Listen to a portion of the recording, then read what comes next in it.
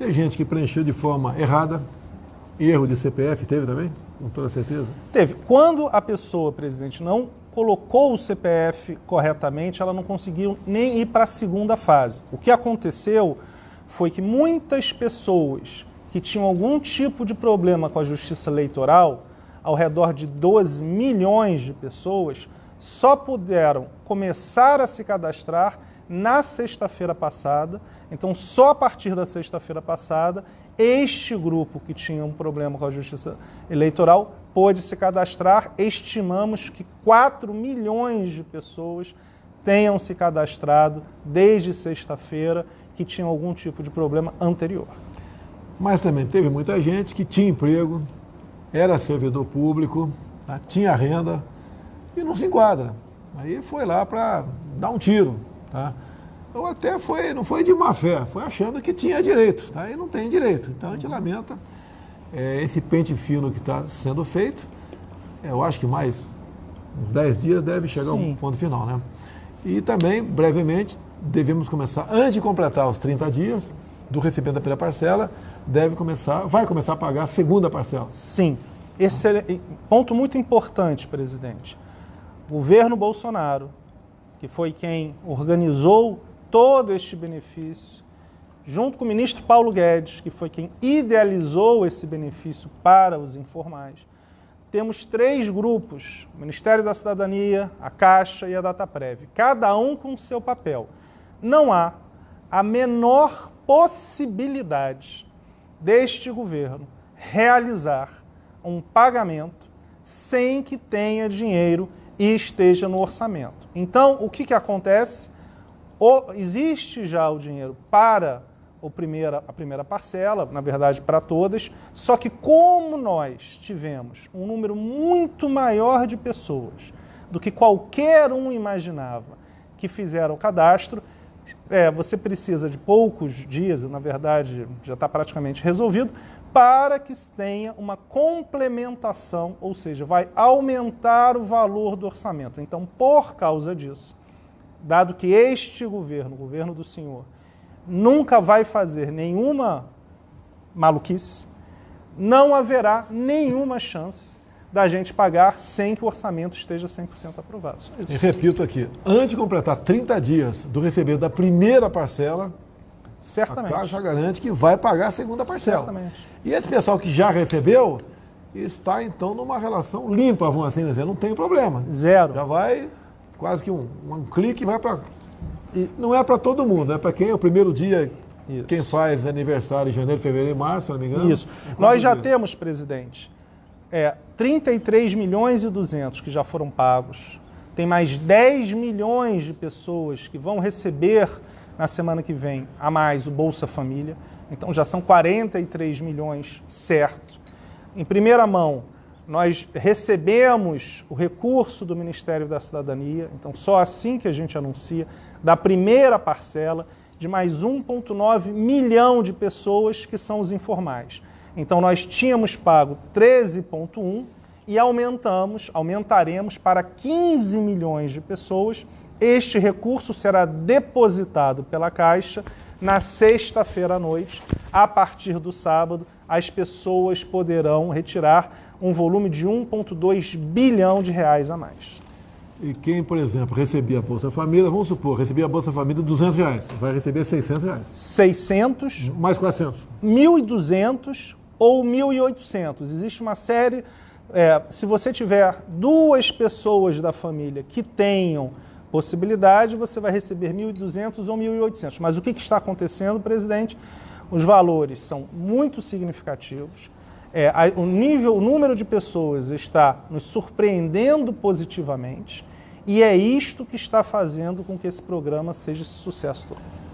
Também, para maio, junho, o pessoal que tem direito ao fundo de garantia, vai poder requerer até R$ 1.045, se eu não me engano. A partir do dia 15 de junho, se eu não me engano, e ainda tem um segundo benefício que será pago dentro de poucas semanas, que é o auxílio do seguro-desemprego. Então, na questão do desemprego, também terá um segundo benefício, segundo a conversa que eu tive com o secretário Bruno Bianco, do ministro Paulo Guedes, ao redor de 24 milhões de pessoas. Então, nós temos 54 milhões de pessoas que estavam esperadas aqui. Conversa com o ministro Onyx, nós esperamos mais, pelo menos 60 milhões. Depois teremos mais 24 milhões de pessoas para esse auxílio da questão do desemprego e teremos 60 milhões de pessoas para a questão do FGTS, porque a Caixa pagou no ano passado, exatamente no saque imediato, 60 milhões de pessoas. Então, é um número muito grande, nós teremos pagamentos em abril, maio e junho da questão dos R$600, do auxílio emergencial, a partir de maio, o do auxílio desemprego e em junho a questão do FGTS. Essa quantidade de pessoas no seguro-desemprego há uma preocupação, porque senão são pessoas que perderam o emprego. Exatamente. Eu não quero chutar números aqui, mas são milhões de pessoas que perderam o emprego. Se eu não me engano, eu vi uma matéria hoje, não sei se é verdadeira, porque a gente lê, tem que checar a fonte. Santa Catarina teria perdido em torno de 400 mil empregos formais. Santa Catarina, 400 mil empregos formais. Não vou discutir aqui as medidas restritivas, né, para evitar o pessoal fazer uma festa com o meu nome no dia de amanhã, tá certo? Mas está na casa de milhões o número de pessoas que perderam o emprego formal, sem contar os informais, que era estimado em 38 milhões de pessoas, que uma parte considerável não vai mais na praça vender um churrasquinho, vender um pano no sinal luminoso, botar um saco de isopor do lado e vender um sorvete na arquibancada no jogo de futebol. E isso daí é uma preocupação, que agora eu estou vendo que parte da sociedade, né, está preocupada. Grande parte dos políticos começa a se preocupar. Eu tive com o governador Ibanez, ele baixou um novo decreto agora, tá, onde está tendo a exigência da máscara em via pública. E praticamente ele abriu todo o comércio. Tá?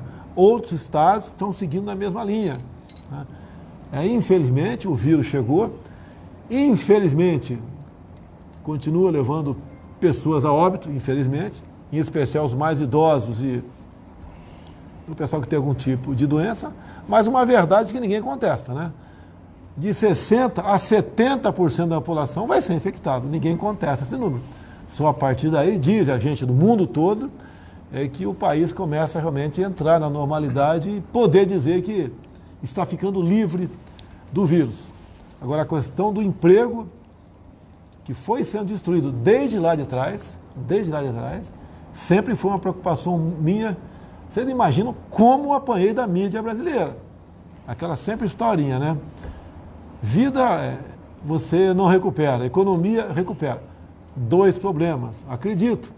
Eu acho uma coisa, eu não tenho os números aqui, mas entre o Brasil, por exemplo, tem uma renda per capita, tem uma economia, e um país pobre, de um outro continente, o africano, por exemplo, a expectativa de vida é maior aqui ou maior lá de Zimbábue?